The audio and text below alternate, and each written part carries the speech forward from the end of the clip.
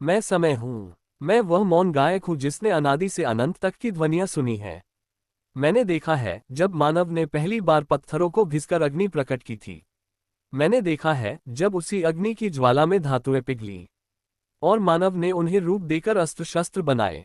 रक्षा के लिए, विजय के लिए, धर्म की स्थापना के लिए। तमिलनाडु की धरती पर मेहरगढ़ की नगरी में 5 से 7 सहस्र वर्ष पूर्व का लोहा मेरी आंखों के सम्मुख चमका। यही वह क्षण था जब संसार को ज्ञात हुआ कि भारत केवल मंत्र और वेदों का देश नहीं, वह विज्ञान और तकनीक की भी जन्मभूमि है। मेहरगढ़ ने भ्रांति को तोड़ा। गेहूं भारत में बाहर से नहीं आया था, वह तो इसी भूमि की गोद में अंकुरित हुआ था। ऋषियों ने उसे गोधूम कहा और वैदिक ऋचाओं में उसका गान किया।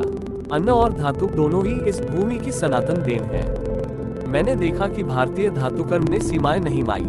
दमिश्क, फारस और मध्य एशिया के कारीगर भारतीय इस्पात पर अपनी मुहर लगाकर व्यापार करते रहे, परंतु जड़ कहाँ थी? जड़ तो यहीं भारत भूमि की छाती पर थी। वुड स्टील, वह दिव्य इस्पात जिससे ऐसी तलवारें बनी जिनकी धार बिजली सी तीखी और लचीलापन, सरिता की तरंग सा कोमल, जंगरहित लोहे का वह चमत्कार जिसे आज भी दिल्ली का लौह स्तंभ अटल खड़ा होकर उद्घोष करता है।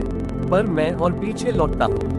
30,000 वर्षों पूर्व भीमबेटका की गुफाएं अब भी फुसफुसाती हैं। वहाँ की दीवारों पर अंकित चित्र आज भी रणभूमि की गर्जना सुनाते हैं। सैनिकों के हाथों में तलवारें, ढालें, तीर और कमान हैं। हाथियों पर आरूढ़ योद्धाओं की छवियां मानो सहस्राब्दियों बाद के राजपूतों की छाया हो।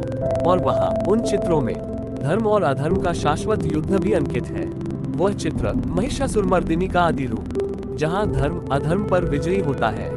यह उद्घोष है कि धर्म की विजय अनादि से होती आई है और अनंत तक होती रहेगी। मैं समय हूँ। मैं साक्षी हूँ कि भारतीय धातुकर्म, भारतीय संस्कृति और धर्म, ये तीनों एक दूसरे से अविभाज्य हैं। ये केवल शस्त्र निर्माण की कथा नहीं, यह इस भूमि की आत्मा की गाथा है।